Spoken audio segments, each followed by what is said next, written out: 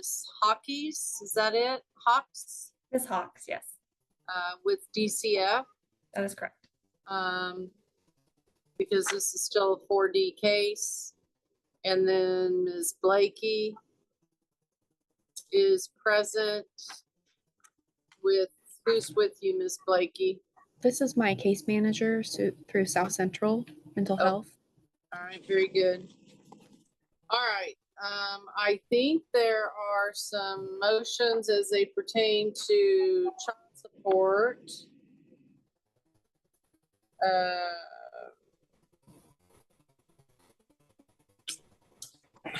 And a motion for modification of custody. I'm not sure.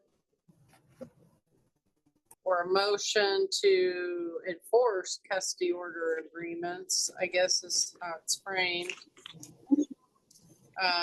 But I think the child support maybe predated this other motion. Ms. Hawkes, do you know where are we, or Ms. Hawkes, I'm sorry, where we are at as far as you all's position with regard to child support in this case with Judge Murphin, which has been sort of separate somewhat from the custody? Your Honor, it's my understanding that father has a child support obligation of $342 effective December 1st, 2024, and that we've been doing a dollar for dollar offset for the arrears that were owed by mother. And I believe that's about to be satisfied. And that we were just here today on a review of that order. Okay. Whether it would continue. Okay. That is my recollection. And remind me, Carvin is how old now? He was 6 when we started all this, or thereabouts. Is going to be 16 or 17, excuse me, in August. 17 in August? Yes, ma'am. Okay. And will he graduate this next school year from high school? No. He won't. So he's going to be a junior? Yes. Yes. And he'll turn 18 as a senior? Yes. So instead of just having 1 year left of child support, there's 2? Yes. Okay. Now, Mr. Brazil, from what you can ascertain with regard to, and by the way, Ms. Blakey has for most of the majority of this case and currently been pro se or self-represented. So this, and she's filed numerous motions on her own. This is a notice of hearing and motion to enforce. Mr. Brazil, do you feel like you have a handle on her motion? Yes, Judge. Are you ready to argue it today, or do you want it set for evidentiary hearing? I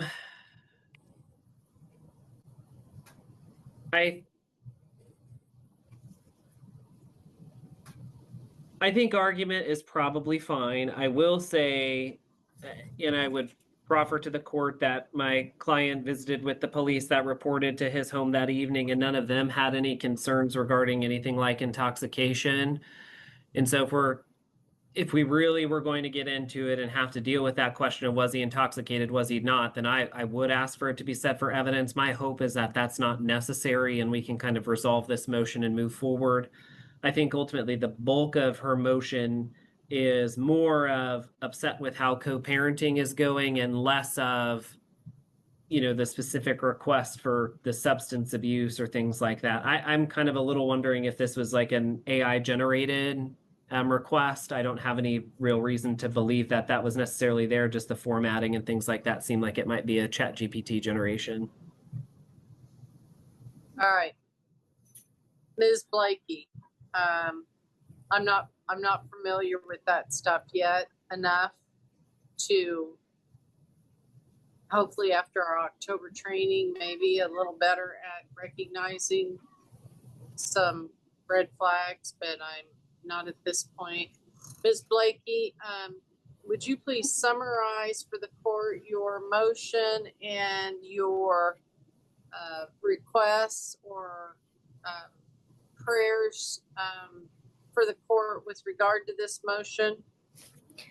Yes. Are we gonna deal with the child support after or first? We will at some point discuss it. Okay. For now, that's the main thrust of this, is the motion that you filed on June 5th. I have written down what I'd like to say. I did my very best to shorten it and stay respectful. So I'd like to say on the record regarding my motion. At a previous hearing, Your Honor reminded us that when things escalate or break down, we are to seek resolution from the court. My intention is not to punish or shame Chad, rather to improve the health and function for all three of us. I filed this motion out of concern, distress, and need. The need for health, peace, safety, and boundaries. The need for support, protection, and accountability. It is my responsibility to advocate for Carbon and for my family. Part of the evidence I've submitted includes a list of medical appointments in order to make known the patterns I believe reflect Chad's lifestyle choices and have compromised his reliability. I believe his longstanding issues with alcohol and personal habits are interfering with his ability to meet Carbon's needs consistently and safely. To my knowledge, Chad has not scheduled or attended one medical appointment since the custody change, not even when Carbon is in his care. Chad relies on me for all of these needs now. What Due to- are you relying on? Me for the medical appointments.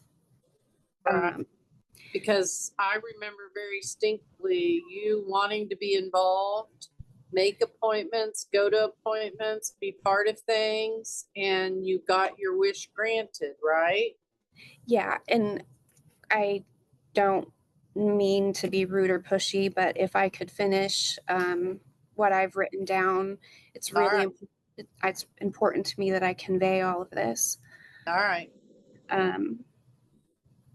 Well, I'm trying to take notes here. So one of your issues is that you now are the primary person that schedules everything. Well, I'll finish. All right. Due to this event that based on the motion that I filed, a friend suggested that I should not be compensating for Chad's lack of involvement, and I do agree. But when Chad suggests instead to allow Carbon to drive into Wichita alone for the appointment before he's ready to drive on major highways, or for the appointment to be pushed back to accommodate Chad's tattoo clients over Carbon's medical care, or altogether not provide medical care, I cannot stand for this risk or the neglect. If I'm being honest, I do cherish having these moments, these appointments, and this time with Carbon. But I do think that Carbon needs both parents. And if I'm going to be the only one tending to the appointments and other needs, I would at least ask Chad to have a respectful conversation. Right from the start, the judge lays down the case's foundation. With me instead of lashing out when he has issues, if there's a disagreement. Perhaps Chad feels he's giving us this time out of kindness, the appointments. Perhaps he's relieved to have less responsibility. Whatever the case, I just cannot tolerate the intimidation or the aggression that I experienced during this event.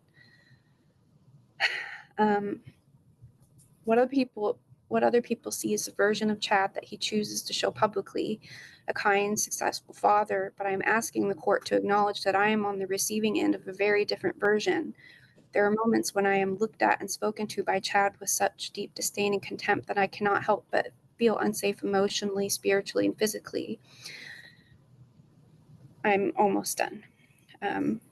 This is a reality I've lived with silently for years, and I did not ask for this. I've asked for peace and health. I shouldn't be expected to suffer in silence or with unknowing that I have no clue if Carbon is in danger behind closed doors with Chad. All I know is that Chad's words do not align with his actions, and no one can convince me that I shouldn't be afraid in these moments. My heart, soul, and intuition knows what it knows, and I know these situations are not right, they're not healthy, they're not safe, and they're not okay, and I can no longer allow these things to happen, and that Carbon and I should no longer endure these outbursts or this addiction. Most importantly, you all must know that through all of this, I do not hate Chad. I want peace for him and with him. I pray for him to heal and find joy again, to be present and whole for Carbon. Hatred is too heavy a burden to carry, yet it is inflamed by the bottle. My hope is that by bringing this to the court, we can restore healthy patterns and clear, respectful communication. This motion is my attempt to enforce and uphold the structure and expectations that the court has already put into place. To provide Chad with help that I do not believe he recognizes he deeply needs, so that Carbon is not absorbing and navigating the dysfunction. Carbon should not be the go-between. He should be free to be a teenager, not a mediator. He deserves a peaceful environment to feel safe in both homes, and that's what I'm asking for today. I believe that with an alcohol assessment and therapy together with Chad and myself, this peace can be achieved. I need the court's help with this because I'm willing, and most importantly, because Chad or Carbon needs it. He needs us. Thank you. Basically, I'm concerned with Chad's drinking, and I do worry about Carbon's safety. And I'm not trying to take anything from him. I just think that he needs help because these outbursts are deeply affecting Carbon and myself. And I'm really just concerned about the drinking, and I would like for that to be looked at. And I am very willing to have therapy with Chad so that we can have a healthy co-parenting relationship.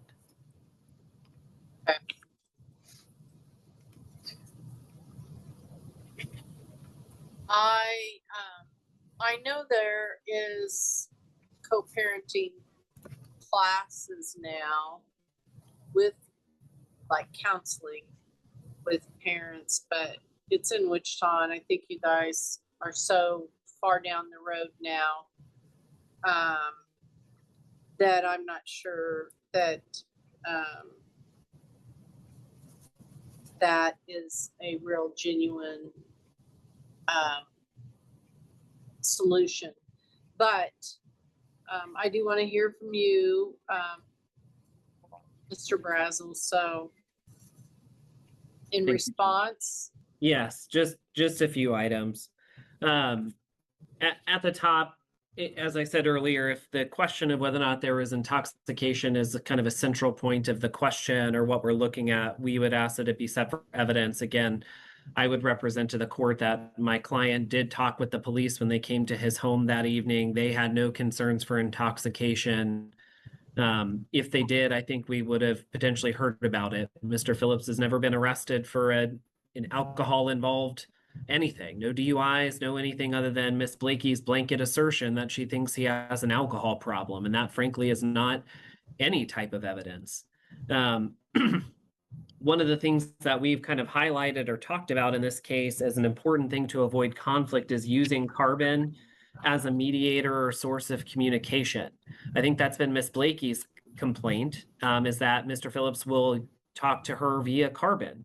And a large part of what got us here, this incident on April 29th, was because Miss Blakey did exactly what she complained of. She made a separate arrangement with Carbon to use his vehicle because her vehicle was not working, rather than communicating with Mr. Phillips, who is the owner of the vehicle, who has insured the vehicle, and who really should be the person giving permission about whether or not that car should be borrowed by somebody else. That's what led to this whole exchange and this whole conflict that Miss Blakey's citing or talking about. It is interesting that there is this emergency, or she talks about all of these concerns about safety, which occurred at the end of April, but then does not file her motion until June 5th. I think that gap in time is a significant concern. She talks about Mr. Phillips's willful violation of the court orders and talks about a few different things. The violation of joint legal custody, and then says that Mr. Phillips's actions are a disruption to the child's routine or creating unnecessary conflict. But joint legal custody is between parents. She says we're upset, or she's upset with what he's done to Carbon. But as between the two of them, there's no allegation that he's not trying to communicate. She's admitted exhibits that show he's asking her to take her to medical appointments. She now attends those medical appointments. He's upholding his end of the bargain. On these issue of all of this relief that she has requested, the order for alcohol assessment and treatment. Again, there is no evidence to suggest that he has an alcohol problem other than her blanket assertion that these things are the case.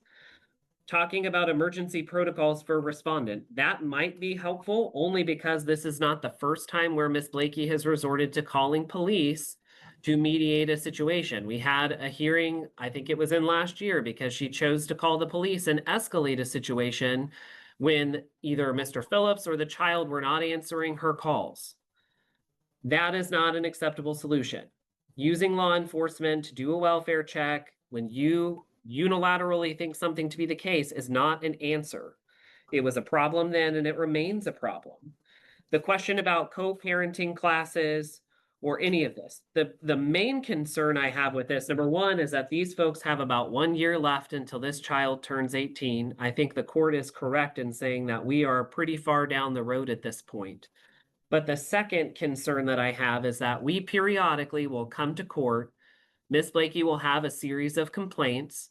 The court will put orders in place to try and alleviate those. And unfortunately, Mr. Phillips is the only party that actually follows through and tries to bear the burden of those orders.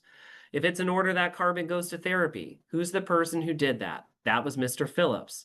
If it was an order that we're going to try Lance Parker for case management, who goes and gets his evaluation? Mr. Phillips. Who makes sure that Carbon gets an initial interview and assessment? Mr. Phillips. Who doesn't comply and talk with Mr. Parker? Miss Blakey. So it's not reasonable to say that we need to do some other thing that she's ultimately not going to comply with. Thank goodness we reached a resolution and an agreement to do shared residential custody and had Mr. Parker hold things in abeyance. But it continually is a case where we come to court, Miss Blakey has complaints, the court tries to alleviate those, and then Mr. Phillips is the only person who really follows through on that. We would ask that the court just deny the motion outright and take up the issue of child support.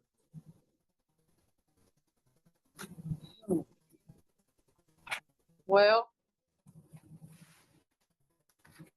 May I respond?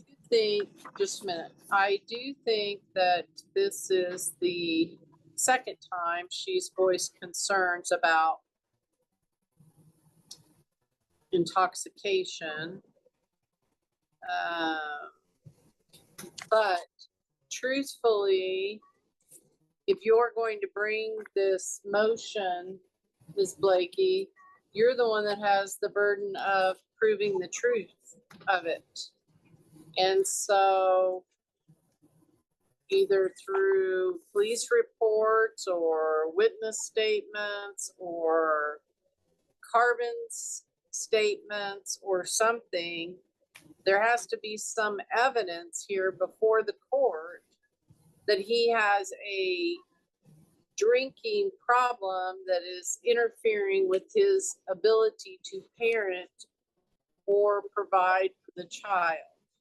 There's nothing illegal in and of itself for someone to drink. And especially if he's not transporting the child's doing most of his own driving. But if it is to a point that he's making poor judgment, endangering the child, something of that nature, in the absence of a DUI or some kind of criminal conviction, which evidences a propensity to violate the law when consuming alcohol, then I can't just leap to a conclusion that because you've alleged that he has some serious alcohol issues, that he has one. So, if I do you have a- have some affirmative evidence, because it's not their burden on the motion, it's yours. So you have to convince me that it's more probable than not that he has an alcohol problem that is interfering with his ability to parent. Video, police reports, witness statements, something, for him to then have to defend the allegations. In other words, he doesn't have to come, you can't just make a mere allegation. He have to exert the effort and subpoenas and the money and the time to disprove a mere allegation. You have to prove up the allegation, and then he has to defend it. And that would be true in any court of law. Additionally, I could order that he wear a scram device for 30 days that makes sure he can abstain from alcohol for a period of 30 days. Or I can order that he get a drug and alcohol evaluation and the court review that. But again, I do think Mr. Brazil is correct in that at every turn in this case, he has paid for an attorney. He has paid to do those things that the court has asked him to do. He has taken care of the child with little or no financial support from you.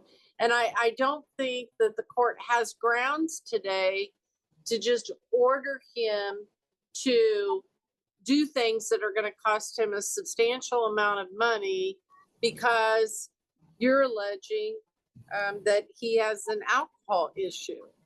So if you have some independent corroboration or some evidence, then let's Blakey drops serious allegations of drinking. The room grows tense as her words set the stage for conflict. have an evidentiary hearing where you at least meet your burden of establishing a prima facie case that he has an issue. But the way it sounds now, or the way it stands right now, it's a mere allegation. So it's up to you. If you want to move forward, it's going to be your burden to prove. I've never assessed attorney's fees in a case because of your limited funds, and quite frankly, you didn't prosper from the divorce itself in any regard that it gave you a lot of money to fall back on, and you only received limited spousal support. So I've tried not to burden you financially either, at times where they probably were warranted in asking for attorney's fees. So I'm not trying to threaten you with that at all.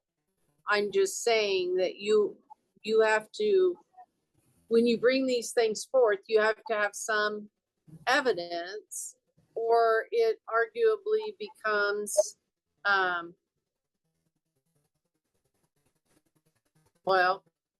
unfounded, which is grounds to request that someone pay attorney's fees. So I don't want you set up for that claim either. So that's why I'm asking you, do you want to move forward with an in-person evidentiary hearing where you will have to represent yourself and subpoena witnesses or documents or have some sort of evidence to establish that he is consuming alcohol to a degree that he is being neglectful, as you suggested, and or endangering the child or the child's relationship or ability to flourish. Okay, I have a question, and I would also like the opportunity to respond. Well, go ahead and respond. My question is if I had emailed Amy asking if it was the appropriate time to submit my evidence, and she said yes. So I did do that. I'm wondering if you have that. I mailed it to Grant, and I filed it in the court. I have received a copy of it, yes. Amy, I don't see a notebook or any additional items here. It looks like she filed it with the clerk and they filed it, I'm not sure why they would have filed exhibits in the court file, but they did, and it was done on 7/25. And it appears that, Oh, they're not in the court file.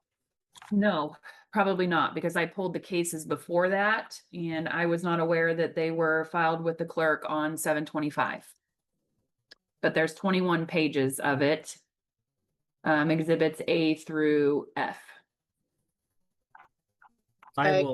I will at least want to reference one at one point in time, and I can share screen to show that if that's what we would want to do. But Miss Blake, you can. Yeah, I need to know what they are that she filed that I didn't get. And not to be rude or complain, but this happened during the last trial where I submitted evidence. I worked very hard on it, and it Okay. wasn't. Well, truthfully, this isn't how evidence is submitted. You don't just send it, it gets filed, I acknowledge it, and it's evidence. You have to come into the courtroom, you have to lay foundation, you have to move for admission, they have a right to object, and then I have to admit it, and I don't look at it until it's actually admitted during a trial process.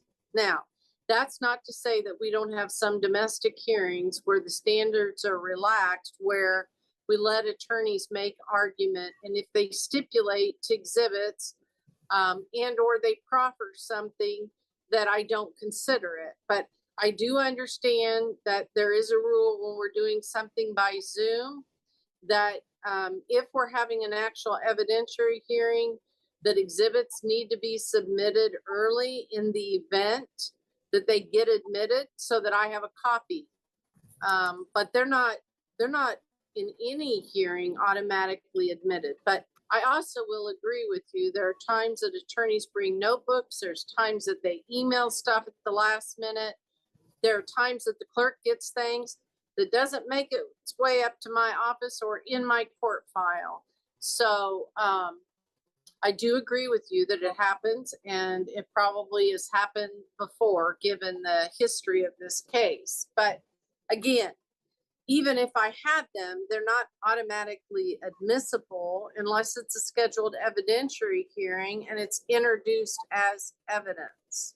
So why don't you tell me, just don't go into any detail, but tell me what A through F is, starting with A, so I have a general idea of what you're wanting to be offered to the court. Okay. A is phone calls where Chad asked me to take Carbon to a medical appointment that day. I'm not concerned about, don't go into detail because it hasn't been admitted yet. You just give, like, if you're titling the document, what it is. That's all I need to know. Well, really, the most important ones are that I had contacted the police. And the reason I added those is,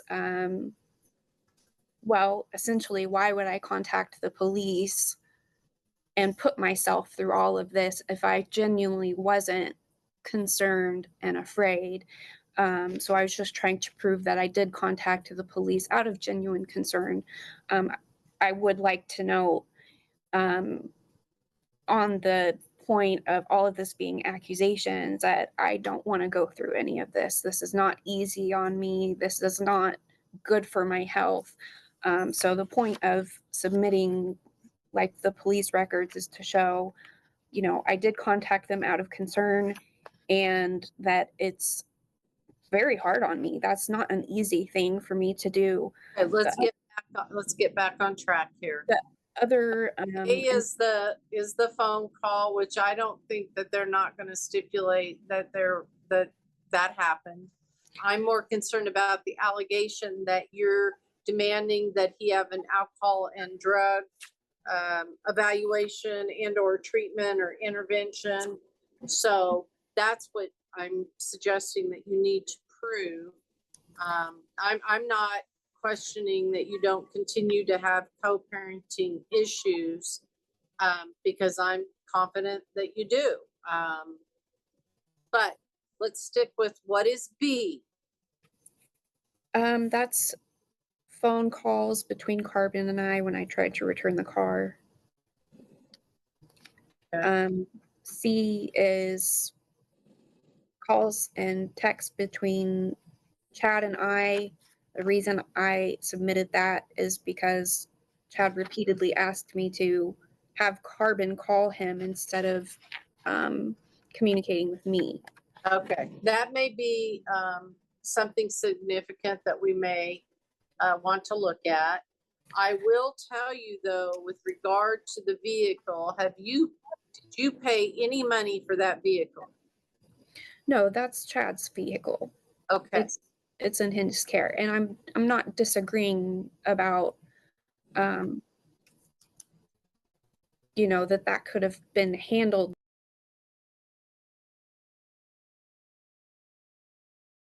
okay. But Carbon has control car, that's his car, and the conversation of how I came to use the car, you know, that's not really being considered. Okay. Well, here's the deal. This is just straight up, very easy for me to say. You have to have permission from Chad to drive or use that vehicle. I don't have a problem with that. And I would have been fine with telling Chad that, but he wasn't willing to communicate in a respectful and healthy way at that time. That's my issue. It's not my mistake of using the car. That could have been de-escalated instead of it being escalated by Chad showing up to my house on foot and trying to drive the car off drunk. That scares me. That's what concerns me. And Now, did you call the police when he drove the car The judge steps in hard, demanding real proof of intoxication. off, as you said, drunk? Did you call the police so they could stop him and give him a DUI? So what happened, Chad walked to my house on foot, and when he got into the car, I went over there to talk to him because he was slurring on the phone. And when I walked up to the car, he got out of the car in my face, and I could smell the alcohol.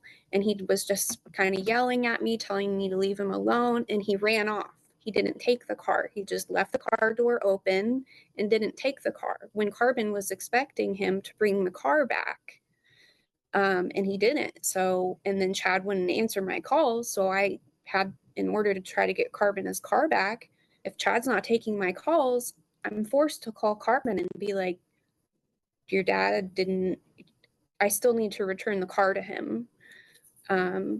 So he didn't take the car drinking. He just ran away on foot. I'm concerned here. So I called the police because I didn't know what to do. Okay. Well, when the police got there, they should have noted whether he was intoxicated to the degree that you've just described. They do. Okay. It's in Exhibit D. I'm That sorry. Blakey has. All right. Let's see then. We've covered A, B, C. Now we're on D. And tell me what D is. Ms. Blakey, what is I apologize. I'm having D? some computer.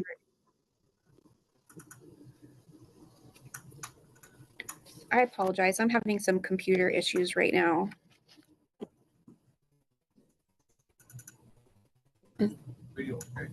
It's freezing up. Okay, we're back. All right.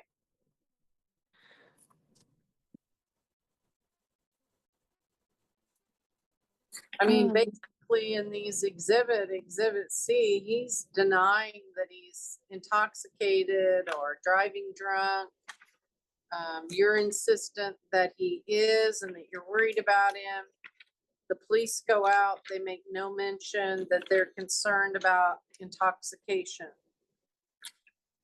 So I don't know how calling the officer into court in the courtroom under oath is going to change much unless you know something I don't. But ordinarily, the police don't testify to much more than what they have in their reports. Occasionally, they have independent recollections of things, but they're trained that if something's significant, they're going to note it in their report.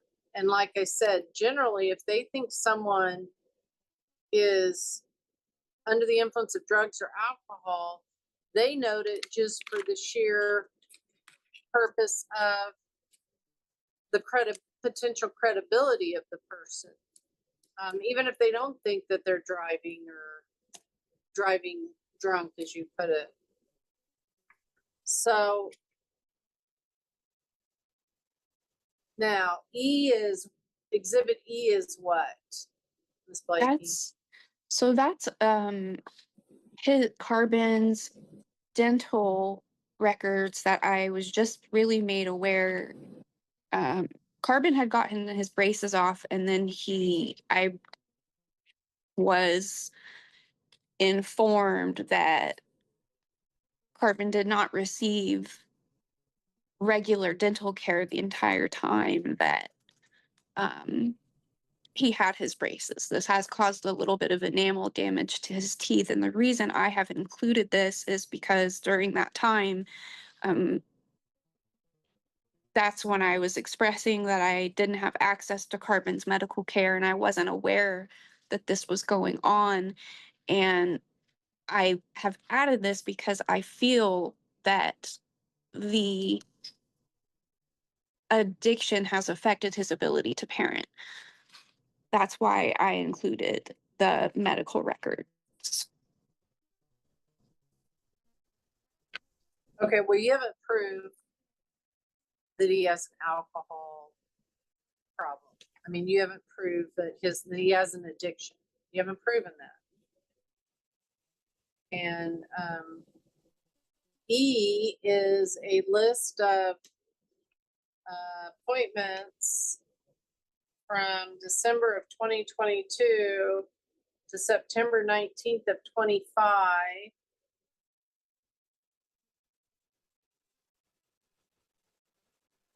I'm not sure what they established in the absence of the orthodontist testifying.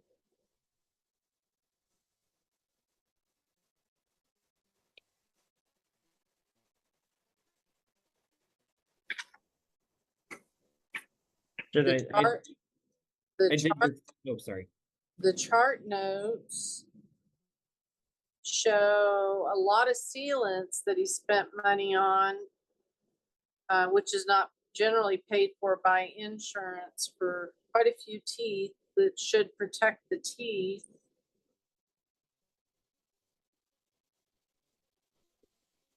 Some of this has to do with dental care by the person wearing the braces. And so again, I don't see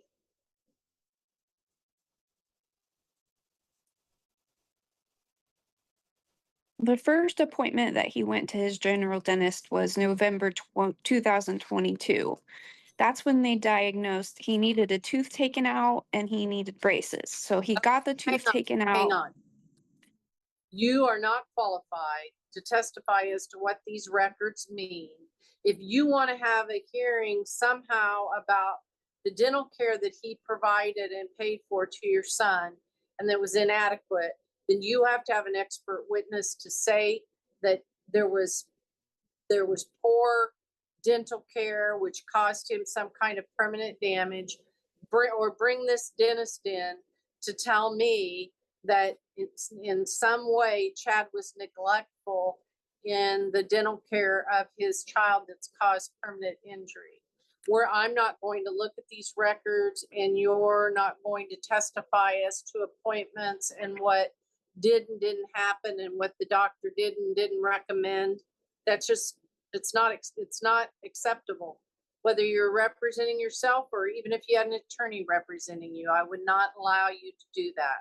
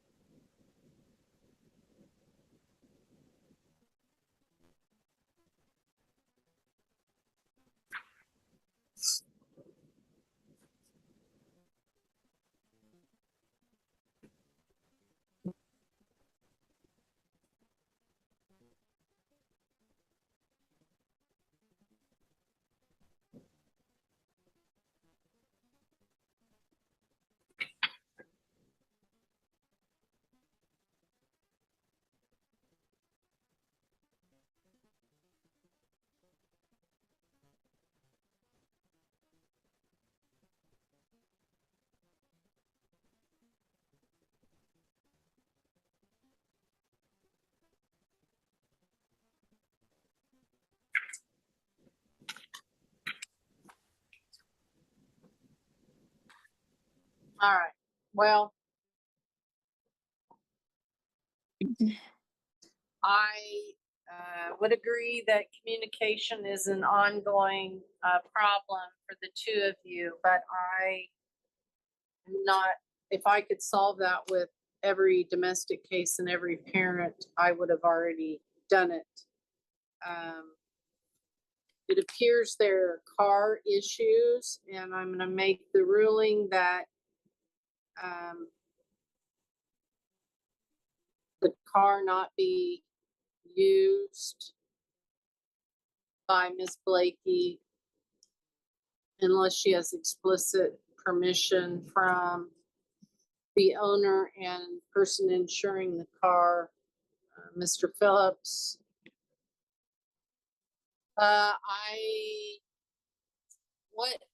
Miss Blakey, have you received Her frustration builds as courtroom procedure blocks her claims. struggling, and people can be struggling for all kinds of reasons, and he's using alcohol to cope, that he reaches out on his own and gets some kind of help because excuse me. Because I will say, there is longstanding conflict between these two. And I'm happy to hear what you've reported, and Miss Blakey's shaking her head, so I believe it to be true. But I do think part of it is because Miss Blakey has made tremendous improvement in her presentation, in her restraint, in her motivations. He can have a lot of resentment over this and that, and what he's had to go to court for, or he can let that all go and put that behind them and focus on the best version of himself, she work on the best version of herself, and then Carbon will be forevermore the beneficiary of all that. So that's all I'm going to say with regard to that.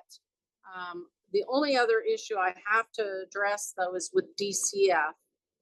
And that is when the arrearage is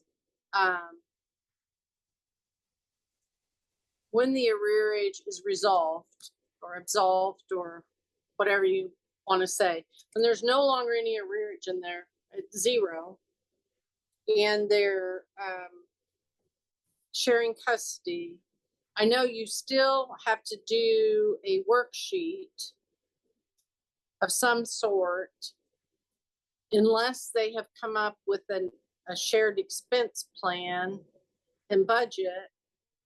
So I don't know what the next, again, if you go back and look at the notes with Murphin, the notes in this case, there's a long history. There had been imputed I did not impute any wages to her. Even when he had custody, she didn't pay support. Then Judge Murphin took the case and imputed wages, and then I asked him not to because of her physical and mental health. There were issues that I believe prevented her from being able to work full-time or long-term. And again, this wasn't a divorce with a lot of assets where she had a lot of money or anything at her disposal. So I kind of intervened there, and she wasn't ordered to pay anything. But then when they did this shared or something happened, that then he was ordered to pay until we must have done some imputing. I think I've gotten this wrong because that can't have happened quite that way, or there wouldn't be an arrearage. So why don't you tell me where we're at on child support and what's going to happen going forward, though, so that the parties have an idea of what they're looking at, since it really is kind of out of my hands when it's a 4D case. So, Your Honor, it's my understanding that back, let me look at the date. Looks like it was file stamped in November of 2024. There was an order where you found that mother owed father arrears in the amount of $2,778. At that time, a child support worksheet was entered, mother at $0, father at $3,239 a month. So it showed father had the obligation, and I should say that had a shared expense and shared parenting plan on that child support worksheet. And then he had the obligation of $342 a month. And that was for $1 offset against mother's arrears. So that would have been 8 months ago. So 342 at 8 months is $2,736. So, I mean, we're really looking at about $40 left that need to be paid off before that $1 offset is going to go away. So obviously that'll happen in August, and Mr. Phillips will now have that child support obligation that will have come due. However, I will state that the last part of that journal entry said that the court was considering not having father pay child support as he didn't feel it was equitable in this situation. Okay. And that's because I think there was a considerable period of time where no child support was being paid by mom and no income was ever imputed to her. And that's still really a question, I think, especially since legislatively the courts have now been given the discretion to not impute when it's not equitable. I may have not imputed before there was actually a change in the child support guidelines. I think what I thought might happen is that if she got Social Security disability, sometimes if it's SSD, and you can correct me on this if I'm wrong, but there will be some money allotted for a minor child that is a dependent, and that can be utilized as in lieu of someone's payment of child support. That never happened with her. I mean, she's never secured that disability that she filed for quite some time back. So the issue with that would be, in this situation, Mr. Phillips is the one with the obligation. So even if Miss, and they have shared placement, so if Miss Blakey does qualify for SSDI and the child does get auxiliary benefits, those are going to go to her in her home. The only way those benefits would cover child support is if those auxiliary benefits were on behalf of Mr. Phillips for a disability he had. Then if the child were receiving auxiliary benefits for him, that could satisfy a child support obligation. Right. But what I mean is, back when this case started, back in 2018, there was, I don't know, 7 years, 8 years of no child support being paid by her. Part of the reason that I was holding off was that I thought she might get some disability, and then that could be money that could be paid to dad. The dad never got. Okay, I understand now. And I can't remember where this 2007-78 arrearage came from, but I don't think it was a monthly child support arrearage obligation over that length of time. So then when they more recently became shared, that's where the 342 came up. And because she's still zero, and then I was like, well, the only thing equitable is that it'll go against her, so she doesn't owe money either. But now we're at a point where he's got to pay support for the next now 2 years, not just year.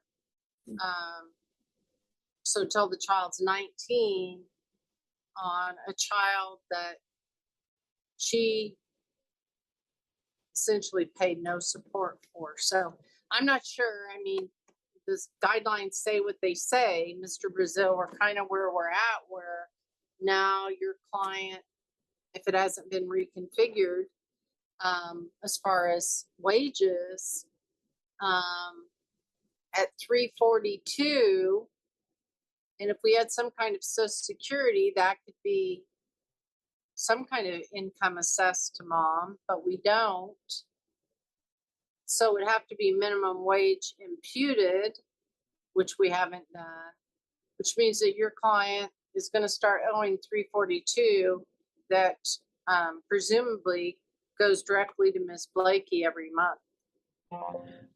So I would highlight one of the issues that we were here to read, and Ms. Hawk kind of alluded to this in the journal entry, that it is ultimately not the intention of the court to require petitioner to pay respondent child support given the history of this case, such as a result the court finds to be inequitable. I think that is still very much true. I mean, Mr. Phillips had primary residential custody of this child for so long, and then to now say he not only did not collect on that, then had to pay down Miss Blakey's arrearage for her, and then also now has to pay an award because she doesn't take any action to get income. I think that's highly inequitable. I recognize the guidelines say what they say. I think the court can make discretionary adjustment to zero out his obligation and say, like, nobody's paying anybody. That's the agreement of the parties. I would ask for that, some sort of an adjustment to where there's just no money changing hands. I mean, part of the reason why we're here is Miss Blakey's car wasn't working and she used the car that Mr. Phillips is paying for. I mean, it's not an equitable scenario for him to now be also paying her 340 or 342 every month for the next 2 years on top of everything he's already done. What is Carbon planning to do after high school? Do either one of you know? He wants to go to school. He's been talking about auto mechanics. Possibly. Mr. Phillips says he's taking college classes too. Are you paying tuition for that? Yeah. And Mr. Phillips pays the tuition for those courses he takes in high school. I'm not aware of any classes. He's enrolled in one Butler County class this year. He's enrolled in a Butler County class this year. Okay, I haven't been informed of You've that. been informed. I wasn't. Mr. aware Phillips of is the paying for position it. that He just got the bill apparently. The counselors set him up last year. It was a school counselor decision. I just Ms. Blake, want this stuff. Ms. Blakey, what would be your thought about the 342 being paid into a savings account for Carbon for college or VOTEC school?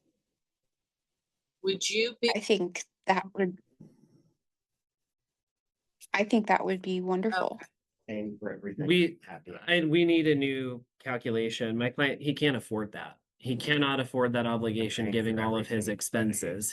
He has to give Carbon food money at mom's Gas. house, gas money. He's paying college tuition. He's paying all the things. I know. Mr. Brazil, do you understand though, with 4D actively being involved, I can't just willy-nilly do things. So Your Honor, if I we're may. gonna have to have a hearing on what's equitable, what's not equitable. I really don't want to cause these people to rehash more and have more angst, but I'm not sure what to do exactly. Yes, Ms. Hawk, I know you're fairly new, or you're new to me with DCF, and A dramatic clash unfolds as Blakey recalls a drunken encounter. Her vivid account shakes the room, but doubt lingers in the air. certainly this particular case, but So. can you shed some light here? Yeah, first, I don't know that it necessarily matters entirely for you guys, but DCF has an assignment of rights for both of these parties, which is kind of unique. But at this time, since they have shared placement, they're both receiving mandatory services for this child. And the guidelines do allow for an overall financial adjustment condition to, at the court's discretion. And so that's always an option. And at this point, I wouldn't object on behalf of the state if this was a zero child support order based on the facts, as long as there's a court finding or that it's in the best interest of the child. Generally, it would be my position. I understand Miss Blakey has a lot going on. Generally, it would be my position in any other case that she be imputed at least $10 an hour full time.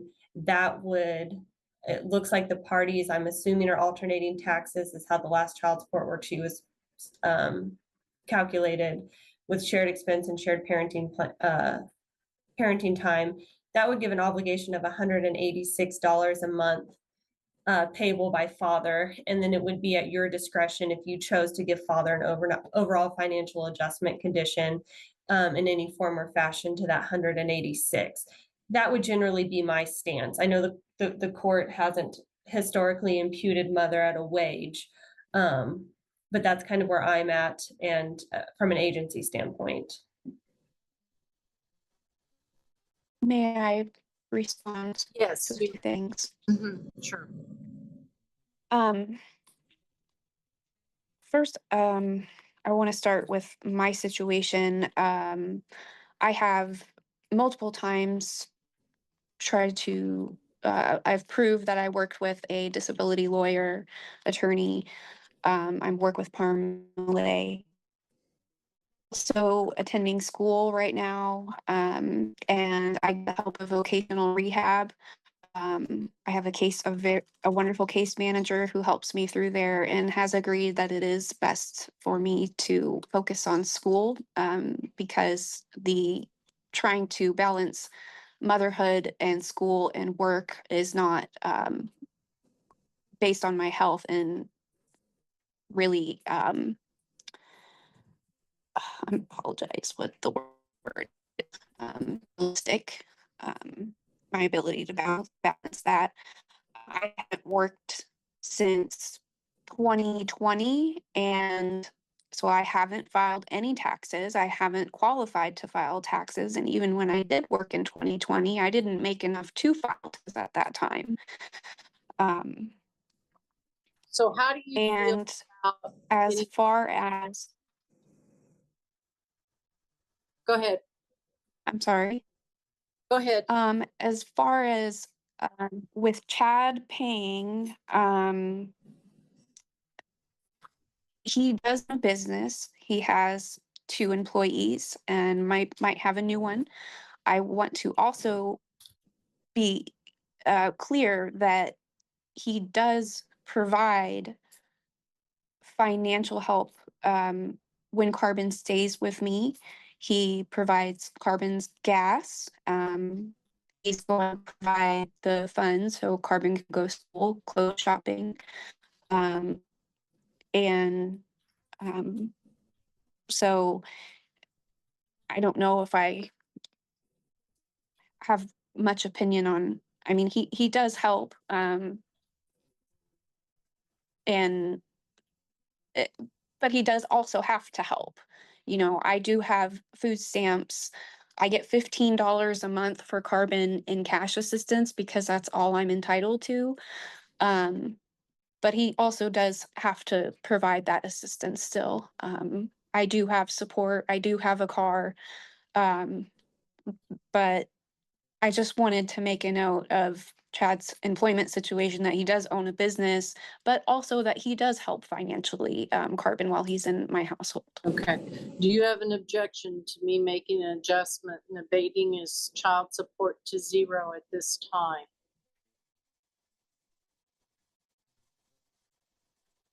So, neither of us would be obligated to pay child support. Right. I do not object. Okay. So I would be okay with it. all right, I'm going to find that there should be a financial adjustment to father, and impute is indicated just for purposes of the adjustment. I'm not actually making a finding that I believe that she could work a full-time $10 an hour job.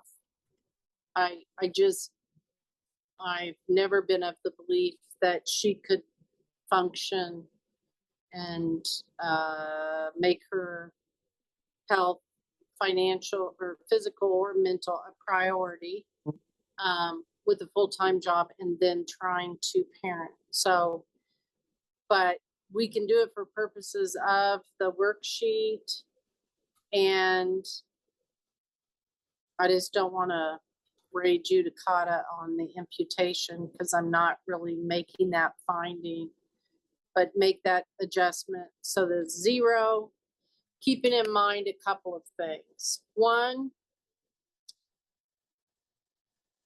just like custody and parenting time, child support's always modifiable by the court. So the court has ongoing jurisdiction if something should change. Somebody wins the lottery, somebody gets a windfall, something. If it's in the best interest of the child, the court can always go back and review and modify, at least forward. Secondly, if you got child support, at least Ms. Blakey, for you, for sure, and perhaps even Mr. Phillips, it sounds like the state may very well keep the money based on what you're receiving in benefits, and it wouldn't be something that you would get in your hand necessarily anyway. Just a comment there. So, Ms. Hawks, you've been very patient. You've been very helpful. If you wouldn't mind drafting an order so that I can make the findings and we can zero out this case for now anyway, I would appreciate it. Obviously, any party has 30 days to take an appeal. That includes DCF if they desire. That includes Mr. Phillips. That includes Ms. Blakey on anything that I've ordered today, but also on the child support if desired. I'm not going to schedule any new hearings. Hopefully this next couple of years are good ones for Carbon, are good ones for both of you. You're going to blink your eyes and he's going to be an adult on his own, starting his own family. So, is there anything else though that needs to be taken up now? I do have a 2:30 case that was scheduled to start, but is there anything that I have not ordered or referenced that needs to complete what's before the court today? Judge, you want me to do a journal entry as to the custody pieces of what the court ordered? You know, you have every time and your client's paid for it, and I appreciate it, but it's kept the file documented, and I would appreciate it. Yes, Judge. All right. Your Honor, I have a couple clarifying questions. Yes. I can do the child support worksheet two ways. Would you like Miss Blakey's income to stay at 0 and do a $342 overall financial adjustment condition? Or would you like me to place her at $10 an hour and do a $186 overall financial adjustment condition adjustment? I think it's harder for me to show an adjustment of $342 than it is $186. But, and I don't mind assessing that 10 because she's not going to be paying anything, but she's not receiving anything. But I don't want a court order that makes a finding that I found that she's capable of working 40 hours a week at $10 an hour. I can clarify in the order then. Perfect. My only other thing is signatures. Would the parties like me to submit this to them for signatures, submit it with waived signatures or Rule 170? I will probably just take a look and then say you can electronically sign if that's okay. Okay. And do you have Ms. Blakey's email? I believe it's in our file, yes. Okay. So Ms. Blakey, she'll, like we've done in the past, she'll send it to you. If you don't object to it in 14 days, she'll file it with me and I'll sign it. So it's Okay. not going to, a no on, I don't understand all of this very well, but it's not going to impute the $10 and assume that I can work. It's going to show an assessment of 10 for income on your side, but it's not going to show that I'm finding that you should be working right now a full-time job at, usually it's minimum wage, sometimes 10, whatever the going thing is. I'm not going to make that finding that you should be doing that right now, but for purposes of the worksheet, I'm just going to adjust the 186 instead of 342 with you at 0. So it's just a matter of computation of how I'm going to assess it, but you're not going to owe anything. And I'm not making a finding that anyone can assert later that I have made a finding that you're capable of working today. Okay. Okay. I very much appreciate that. I know that's clear as mud, but that's how I'd like to do it. If I will could do my just say best it's to clarify that in the order. Okay, very good. All right.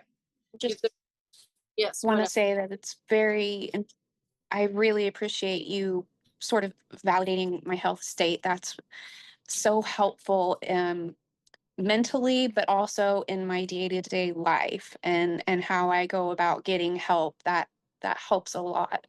Okay, well, I'm very Thank you. proud. Okay, all right, we are adjourned.